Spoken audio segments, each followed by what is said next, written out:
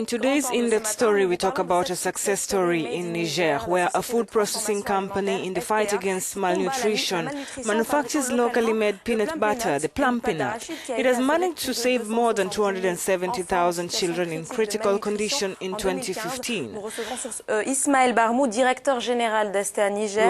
We are joined now by Ismail Barmoud, the General Director of the company in Niger. How did you come up with the idea? Alors, pour rendre à César ce qui appartient à César, c'est en réalité... We must render unto Caesar what belongs to Caesar. It's actually the idea of Madame Cissé, who is my mother. In 1998-1999, she sold infant flour products for children in the pharmacy. She is a pharmacist by training and took over a unit that made this meal. That's how it began. In 2004, a major food crisis in Niger and humanitarian actors were on site looking for a quick solution to help people in emergency, and that's how we were consulted, among other industries in Niger, to see if they could make therapeutic supplements on site. So essentially, UNICEF and Doctors Without Borders have made sure that a French company that has the patent right to the IRD on the flagship of the company called Plumpy Nuts. And today it's the most used product in the treatment in solving malnutrition, especially in Niger and elsewhere in the world.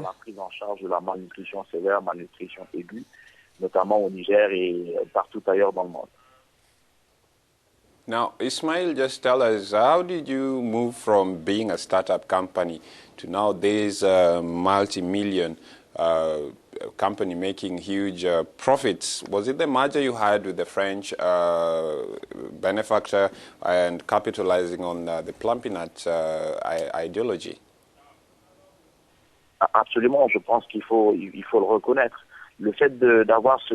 Absolutely. I think we have to recognize the fact of having this type of partnership enables us to do a lot.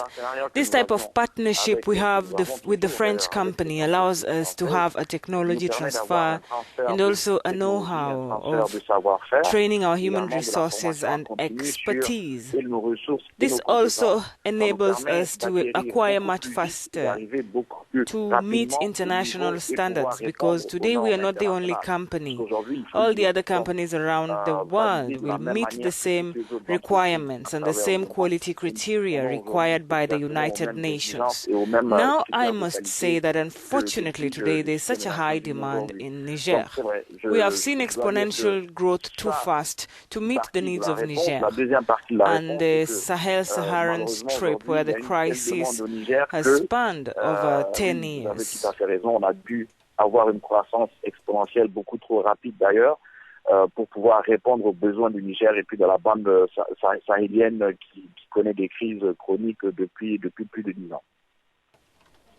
Well, and do you think this product will be the solution to eradicate the scourge of malnutrition in Niger and even in other countries?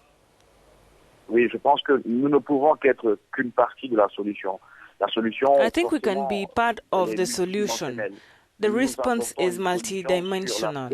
We provide a solution on the nutritional aspects and possibly improving status of children and the status of children and mothers. There are other criteria to consider, for example, education, to eat well, at least a good quality meal. So these good eating habits, messages must be passed on to the children and the generations that will follow.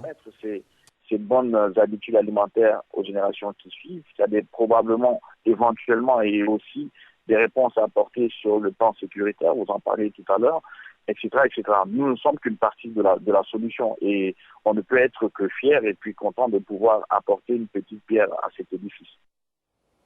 Well, Africa doesn't need aid. I think we need trade and innovation. And that is one individual who's trying to end hunger instead of depending on all these humanitarian aid that we see all time and again.